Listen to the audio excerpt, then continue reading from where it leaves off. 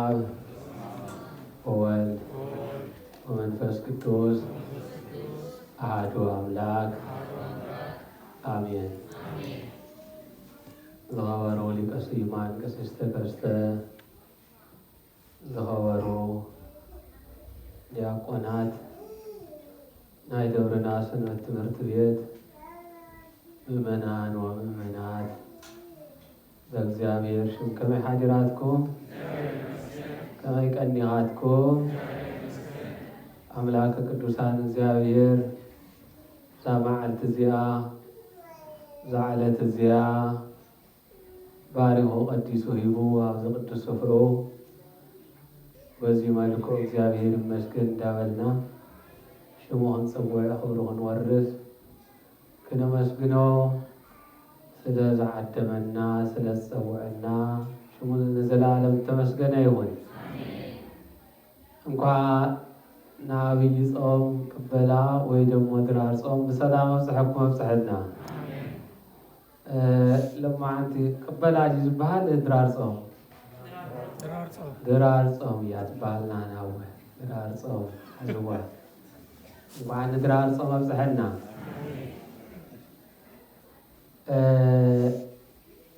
ቅዱስ ወንጌል እንታይ ይብለና? ቅድም ከንበብ ከም ዝሰማዕናዮ ዮሃንስ ምዕራፍ 3 ካብ ቁፅሪ 13 አልቦ ዘአርገ ውስተ ሰማይ ዘእንበለ ዘወረደ እምሰማይ ወልደ እጓለ እመሕያው ውእቱ ይነብር ውስተ ሰማይ። ብጀካ ካብ ሰማይ ዝወረደ ጎይታ ኢየሱስ ክርስቶስ ተመሊሱ ናብ ሰማይ ዝወፀ ወይ ደሞ ዝአረገ የለን። እዚ እንታይ ማለት እዩ? ሎማዓንቲ ካብ ዓብይ ጾም ናይ መጀመርያ ድራር ጾም ኮይኑ ነገር ግን ምስቲ ዓብይ ጾም እዩ ዝቁፀር። ካብ ሎሚ ጀሚሩ ክሳብ ሆሳዕና ክንደይ ሰንበት እየን ዘለዋና? ክንደይ ሰናብት ኣለዋና? 8 ኣለዋና። ጎዛን 8 ሎማዓንቲ ዘወረደ ተባሂሉ ይፅዋዕ። በብዓመቱ ዝንገረና ቃል እዩ ዘወረደ ተባሂሉ ይፅዋዕ። ሎማዓንቲ ቀፂሉ ቅድስቲ፣ ምኩራብ፣ መፃጉዕ፣ ደብረ ዘይት፣ ገብርሄር፣ ኒቆዲሞስ፣ ሆሳዕና እዚኣቶም እዮም እቶም ሰናብቲ። ዘወረደ ማለት ትርጉሙ ዝወረደ ማለት እዩ። ካሊእ ትርጉም የብሉን። ዝወረደ ወይ ተሰቂሉ ድሕር ነይሩ ናብ መሬት ዝወረደ ካብ ላዕሊ ናብ ታሕቲ ዝወረደ እዩ ዘወረደ ማለት። ታዲያ እዚ ስም እዚ ዝሰየሞ ድማ ቅዱስ ያሬድ እዩ። እዞም ሰናብቲ ናይ ዓብይ ጾም ቅዱስ ያሬድ ሊቀ ሊቃውንቲ ያሬድ ብመንፈስ ቅዱስ ተመሪሑ ምስቲ ግዚኡ ምስቲ ዕለቱ እንዳመሳጠረ እንዳነፃፀረ ሰይምዎ እዩ። ሎማዓንቲ ዘወረደ ክብሎ ተሎ ነገረ መስቀሉ ጎይታ ኢየሱስ ክርስቶስ ካብ ሰማየ ሰማያት ወሪዱ ካብ ቅድስቲ ድንግል ማርያም ተወሊዱ ኣብዚ ምድሪ እዚ ን33 ዓመታት ዝኣክል ፀኒሑ ናብ ሰማይ ኣሪጉ እዩ። ስለ ልደቱ፣ ስለ ጥምቀቱ፣ ስለ መከርኡ፣ ስለ ተቀበለ መከራ፣ ስለ ተሰቅሎ መስቀሉ እዚ እንዳስታወሰ ቅዱስ ያሬድ ብመንፈስ ቅዱስ ተመሪሑ እንታይ ኢልዎ? ዘወረደ ኢሉ ሰይምዎ። ሎማዓንቲ ዘወረደ ኢሉ ሰይምዎ። ናይ ዓብይ ጾም መእተዊና ወይ ደሞ ድራር ጾም ሎሚ በሊዕና ዝበልዓናዮ ተሰናቢትና ካብ ፅዋሕ ጀሚርና ስዋየ ንጅምረሉ ብዙሕ በረከት ንቕበለሉ ናብ እግዚአብሔር ንቐርበሉ ምስ እግዚአብሔር ንተዓረቐሉ ንስሓ ንኣትወሉ ብጾም ብጸሎት ኣምላኽና ብሰፊሑ ንልምነሉ ጊዜ ወቅቲ እዩ እዚ ሕይ ንጅምሮ ዘለና ማለት እዩ። ታዲያ ጾም 40 ክባል ተሎ ጎይታ ኢየሱስ ክርስቶስ ካብ መዓዝ እዩ ጀሚሩ ጾም ተልና ካብ ቅድስት እዩ ጀሚሩ ካብ ዝቕፅል ሰንበት ፈሊና ክንፈልጦ ግቡእ እዩ ምእመናን ዝሰሙን እዙይ ዛሰሙን እዚያ እንታይ እያ እንታይ ዝኾነት እያ ንምንታይ ኣተወሲኻ ንምንታይ እያ ምስቲ ዓብይ ጾም ምስቲ ናይ ጎይታ ጾም ተደሚራ ትጽወም ዘላ እዙይ ክንፈልጦ ይግባአና። ለምሳሌ ጾም 40 እንዳበልና ኢና ንጸውዖ ኾነ ጾም 40 ማለት ደግሞ 40 መዓልቲ ማለት እዩ። 40 መዓልቲ ጎይታ ኢየሱስ ክርስቶስ ዝጾሞ ጾም 40 መዓልቲ ግን ንጾሞ ንሕና ግን 55 መዓልቲ ካብ ሎሙ ጀሚርና ካብ ጽባሕ ጀሚርና ክንጸውም ተለና ክንቆጽሮ ተለና ክሳብ ትንሳኤ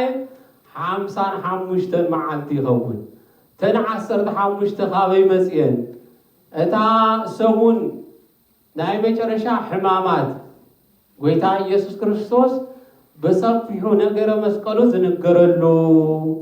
ነገረ ትንሣኤዩ ዝንገረሉ መከራት ተቐበሎ ንዓና ንደቂ ሰባት ክብል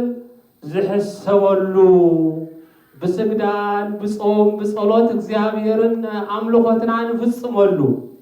እዛ ሰሙን እዚኣ ኸመይላ ተደሚራ ኸመይላ ተወሲኻ ተልና ዝሰሙን እዚ እውን እንታይ ተባሂላ ትጽዋዕ ዘወረደ ሰንበት ካብ ሎሙ ጀሚሩ ዝሰሙን እዚ ክሳብ ቅድስቲ ዘወረደ እዩ ዝበሃል። እዛ ጾም እዚኣ ናይ መን እያ መን እዩ ጸይምዋ ንምንታይ ተወሲኻ ንምንታይ ከይና ንጾማ ዘለና ንሕና ኸ ናይ መን ጾም እያ ናይ መን ጾም ናይ ንጉስ ማን እዩ ሕርቃል ጎበዛት እዛ ሰሙን እዚኣ ናይ ሕርቃል ጾም ናይ ንጉሱ ጾም እያ ትበሃል። ታዲያ ንጉሱ ሕርቃል ብምንታይ ምኽንያት እዩ ጸይምዎ እንተይልና ንሕና ንምንታይ ኢና ንጾሞ ዘለና እንተይልና ንጉስ ሕርቃል አማኒ ነይሩ ክርስቲያን እዩ ነይሩ ናይ ሮም ንጉስ እዩ ነይሩ። ታዲያ በትንስቱ ነጊስሉ ብዝነበረሉ ጊዜ ጎይታ ኢየሱስ ክርስቶስ መድኃኔ ዓለም ኢየሱስ ክርስቶስ ዝተሰቕለሉ መስቀል ፋርስ ባቢሎናውያን ማሪኾም ወሲዶሞ ነይሮም እዮም ማሪኾም ወሲዶምዎ ነይሮም። ናይ ፋርስ ናይ ባቢሎን ንጉስ ኪሪዮስ ይበሃል በቲ ዘመን ንሱ ዝነበረ። ታዲያ ኪሪዮስ እንታይ ገበረ ሰይፍ መዚዙ ጦር ኣቕኒዑ ናብ ኢየሩሳሌም ብ614 ዓመተ ምህረት ናብ ኢየሩሳሌም መጸ። ታዲያ ኣብ ኢየሩሳሌም ምስ መጸ እንታይ ገበረ ጦር ከፈተ ጦርነት ከፈተ። ጦርነት ምስ ከፈተ ኣብ ኢየሩሳሌም ዝነበሩ ክርስቲያናት ብዙሕ ክርስቲያን ክሳብ 60,000 ዝኣኽሉ ሰባት ቀቲሉ ኣቑሲሉ ድሕሪኡ ደሞ እታ ከተማ ኣጥፊእዋ ነበረ ብእሳት ኣቃጺልዋ ከምቲ ሕጂ ንሪኦ ዘለና እዩ። ከምቲ ሕጂ ባቢሎናውያን ናብ ትግራይ ናብ ሃገርና መጽኦም ከጥፉእና ንብረትና ናይ ቤተ ክርስቲያንና ንዋየ ቅድሳትም ዘሪፎም ዝወሰድዎ ልክዕ ከምኣቶም ኪሪዮስ ካብ ባቢሎን ካብ ፋርስ ዓዲ መጺኡ ናብ ኢየሩሳሌም እቶም ክርስቲያን ብእግዚአብሔር ዝኣምኑ ብመስቀል ተዳቢሶም ዝድሕኑ ሰባት ብዙሕ ሰብ ቀተለ። ናብ 60,000 ዝኣኽሉ ሰባት ቀተለ ኣቑሰለ። 3,000 ዝኣኽሉ ሰባት ደሞ ማረኸ። በዚ ሰዓት እዙይ ኣብቲ ኢየሩሳሌም ምስ በጽሐ ቅድስቲ እሌኒ ናይ ክርስቶስ መስቀል ን3 ዓመት 1000 ዝኣክል ዘመን ተቐቢሩሉ ካብ ዝነበረ ኣውፂኣ ኣብ ዝተፈለየ ቦታ ኣብ ክቡር ቦታ ንመስቀሉ ዝበቅዕ ቦታ ኣኽቢራ ኣብ ዘቐመጥትሉ ቦታ ታዲያ ናይ ባቢሎን ንጉስ መፀና እቲ መስቀል የብርህ ነበረ ንሕናም እኮ بمسقلو ኮይና ጸልሚቱና ዝነበረ እኮ ብርሃን ዝረኸብና በመስቀሉ ምኽንያት እዩ ብርሃን ዝኾነት ገነት ተዓጽያ ዝነበረት እኮ በብርሃን መስቀል ኮይኑ ተኸፊቱልና በብርሃን መስቀል ታዳ ኪሪዮስ ሰራዊቱ ሒዙ ናፍቲ ቅድስት እሌኒ ዘቐመጠትሉ ናይ ክርስቶስ መስቀል ናብኡ ኣተወና ተመስቀላ አንጸባረቆ ይብል ታሪኩ አንጸባረቆ ዳርታይ ገበረ ካብቶም ክርስቲያናው ዝንየው ካብቶም ዲያቆናታው ዝንየው ካብአቶም ማሪኹ ተመስቀል በግድ ተሸከሙ በለው ልክ ኒቆዲሞስ ጎይታ ኢየሱስ ክርስቶስ ካብ ጲላጦስ አደባባይ ተላዕሉ ናው ቀራንዮ ከተሎ ኒቆዲሞስ አበ ዝኾነ ቦታ ረኺቦም እዮም ዳር ናተሸከመ ለማገዲ ደሞ ልክ ከምቶም አይሁድ ኪሪዮስም ታይገበረ ናተሸከሙ ኢሉ ነቶም ክርስቲያን ተመስቀል ናይ ጎይታ ኢየሱስ ክርስቶስ ንዕኡ ብቕዓት ስለዘይውሉ ክሕዞ ስለዘይኽእል ለሙውን ኮ ብቕዓት ዘይውሎም ሰባት ነቲ ቅርስና ነቲ ኣብ ሃገርና ፍታ ቅድስት ሃገርና ዘሎ ንዋይ ቅድሳት እኮ ታዕም ዝገብሩ ዘሎ ህዝብና እንዳመረኹ ተሸከሙ እንዳወልኩ እዮም ንብረትና እኮ ዘጉዕዝዎ ጸንሑ ታዳ ኪሪዮስ በዚህ ሰዓት ተመስቀለ ሸኪሙ 3000 ዝኣኽሉ ሰባት ማሪኹ ሒዝና በይከደ ናብ ዓዱና ፋርስ ናብ ባቢሎን ከደ ናብ ባቢሎን ተመስቀል ማሪኹ ወሰዶ ሰሪቁ ወሰዶ ከም ትሕይ እንዳማርቁ እንዳሰረቁ ንዋይ ቅድሳትና ዝወስዱ ብዙሓት ከማቶም ሰሪቁ ማሪኹ ወሰዶ ድሕረ ጊዜ ግን ኢየሩሳሌም አቃጺሉ ኢየሩሳሌም ከተማ አጥፊዩ እቶም ህዝብ ማሪኹ ሒዝዎ ምስከደ እግዚአብሔር አብ ፈቀዶ ጊዜ ተመስቀልና ቦቱ ተመሊሱ እዩ ማዓዘይ በሽድሽተ ቤትን 28 ዓመተ ምህረት ድሕሪ 14 ዓመት ዝኣክል ኣብ ባቢሎን ምን ፋርስ ምስቲ ንጉስ ተመስቀል ናይ ክርስቶስ መድኃኔ ዓለም ተሰቀለሉ ተቀሚጡ እዩ ብምንታይ ተመልሰ ብምኽንያት ብንጉሱ ብህርቃል ምኽንያት ተመልሰ ቶም ክርስቲያን ዝቀረዩ ቶም ዘይተማረኹ ዝቀረዩ ካብ ሞት ዝተረፉ ክርስቲያን ታይገበሩ ተኣኪቦም ናበይ ከዱ ናብ ህርቃል ናይ ሮም ንጉስ ከይዶም እንታይ በልዎ ንጉስ ሆይ ብዙሕ ግፍዒ በጽሒድና ከተማና ተቃጺሉ ህይወትና ጠፊዩ አካልና ተወዲና አካልና ተቆሪጹ ታዳ ንብረትና ተወሲዱ ተዘሪፉ ክርስቶስ ተሰቅለሉ መስቀል ካቦቱ ተላዒሉ ናብ ዘይኾነ ቦታ ተወሲዱ ናብ አረማውያን እምነት ናብ ዘይውሎም ቦታ ተወሲዱ ታዳ ንጉስ ሆይ ርዳእና በልዎ ንጉስ ህርቃል ርዳእና አማኒኻ ክርስቲያኒኻ ስለ ነገረ መስቀሉ ስለ መስቀሉ ንዓኻ የግድ ሸካይ ናቦቱ ክምለሰለው ኢሎ ከይዶም ዞም ክርስቲያን ናብ ህርቃል እግሪ ወዲቆም ኣብ ንጉሱ እግሪ ወዲቆም ለመንዎ ድሓር ንጉሱ እንታይ በለው ኣማነ እዩ ነይሩ ፍጹም ሰብ እዩ ነይሩ ምስ እግዚአብሔር ይራኸብ ነይሩ በመስቀሉ ያምን ነይሩ ታዳ እንታይ በለው እንግዲህ በለው ታዳ ሐዋርያት እኮ ከምዚሎም እኮ ትእዛዝ ሕዲፎም ሐዋርያት እኮ አዋጅ አውጆም እዮም ነፍስ ዝሕለፈ ሰብ ዝቀተለ ዕድሚኡ ሙሉእ መዋዕሉ ሙሉእ ይጾም ብጾሎት ተወሲኑ ይንበር እኮ ኢሎም እዮም ሐዋርያት ስለዚህ አነ እንድሕር ከይደ ጦር መዚዘ ሰይፈልዒለ እንድሕር ከይደ ጦርነት እንድሕር ከፊተ ሰብ ሟቱ አይቀርን ሰው ክሞት እዩ ሰብ ክቐትል እየ ትናይ ሐዋርያት ትእዛዝ ግን ይፈርሰሎ አለ ክፈርስ እዩ ትናይ ሐዋርያት ትእዛዝ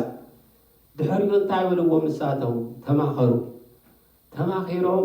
ጎይታ ንጉስ ሆይ እቲ ጾም ንሕና ክንጾሞ ናይ ሰብ ዕድመ ተኾነ ፍሉጥ እዩ ነቢየ እግዚአብሔር ቅዱስ ዳዊት ከም ዝተናገሮ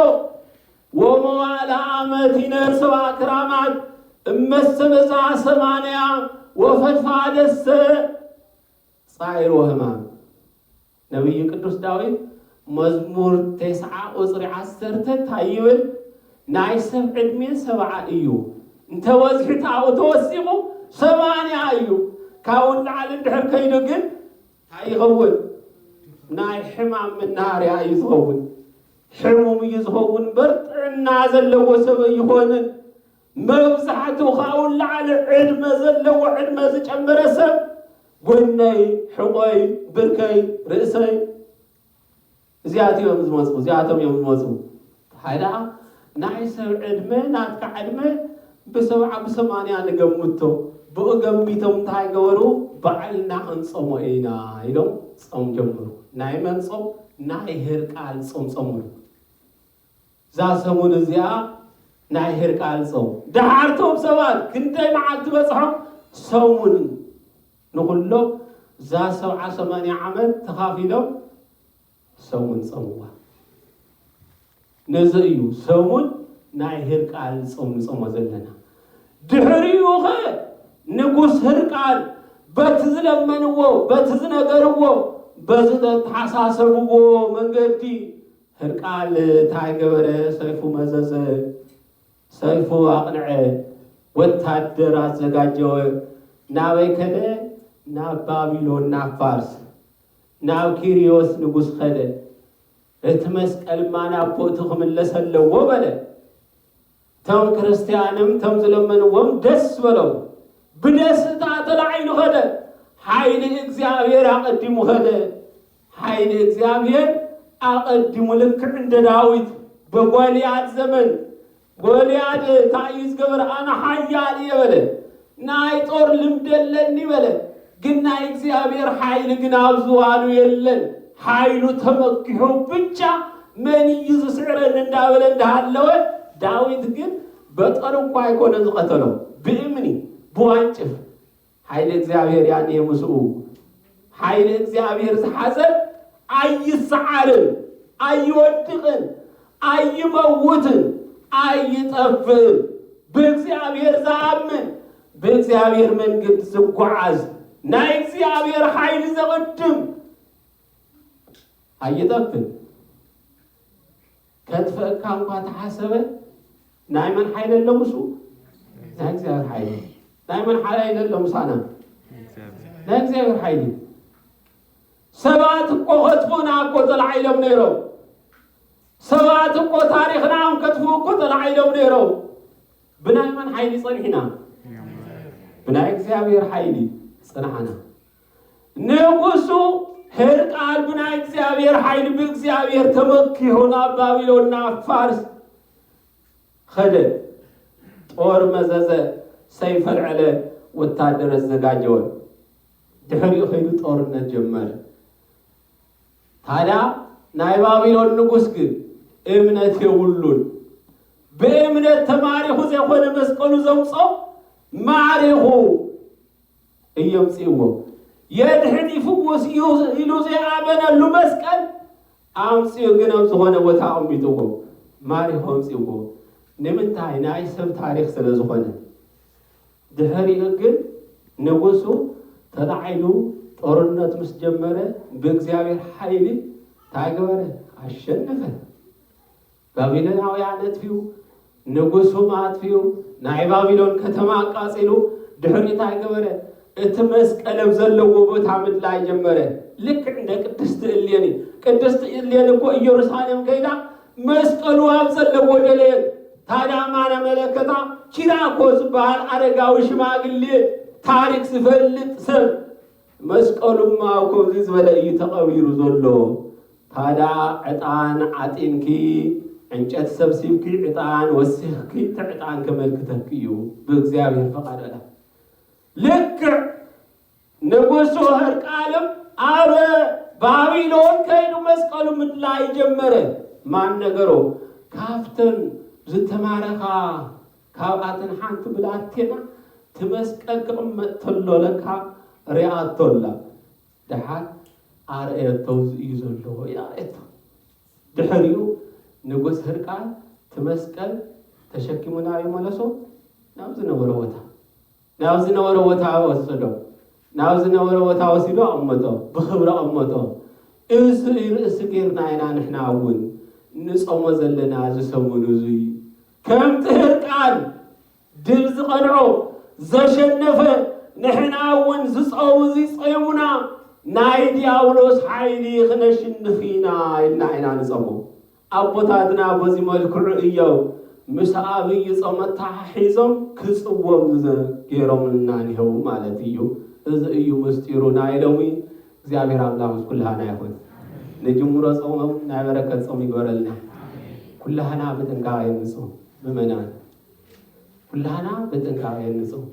ዝጾም እዚ በተለይ ብቸላነት ዝጽዎም አይሆንን በፍርሃት እግዚአብሔር ጽዎም ጾም ተቀናዩ ለእግዚአብሔር በፍርሃት ለእግዚአብሔር በመፍራህ በመንቅጥቃጥ በፍጹም እምነትኩም ተገዙ በዚህ ሰዓት ዘይ አብሊ ጽናን እግዚአብሔር ንጉስ ሁሉ ሰዓት እዩ በመንታይ በጾም በጸሎት በመህላ በልመና ለመንታይ እግዚአብሔር በምህረት አይኑህ ምልከተና መንቲ ምህረት ክወና መንቲ ጾም ጸሎት ፍቱን መድኃኒት ምንም ዘየጠራጥር ናይ ስጋ መድኃኒት ብቻ ዘይሆነ ናይ ነፍስ መድኃኒት ምድራዊ ክብሪ ዝህብ ብቻ ዘይሆነ ሰማያዊ ክብሪ ዝህብ ጾም ጸሎት ፍቱን መድኃኒት እዩ እና በጥንቃቄ ክንጸውም በጥንቃቄ ክንጽልይ በዋዛ ፈዛዛ ሕይወትና ዕድሜና ከይሃልቕ ክንጥንቃቅ ይገባና እግዚአብሔር አዝመጻሉ ጊዜ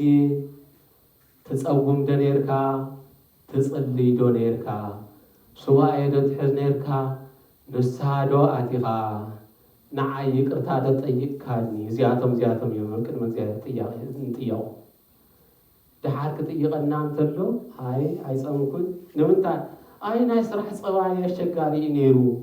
ዝብላዕ አይወረ ነፍተ ከባቢ ነው ማዚያማ በናውዚ ቅድመ ዓለም ተፈጥረ ንሰይጣን ንሰራዊቱ ተፈጥረ ወታኒ እካውዝ ዘላለም እሳት ካብዝ ምድራዊ እሳት ሸብዓተኢት ዝኣክል እሳት እንዳተቃጠለ ከማይሉ እንዳተቃጸለ ዝነብር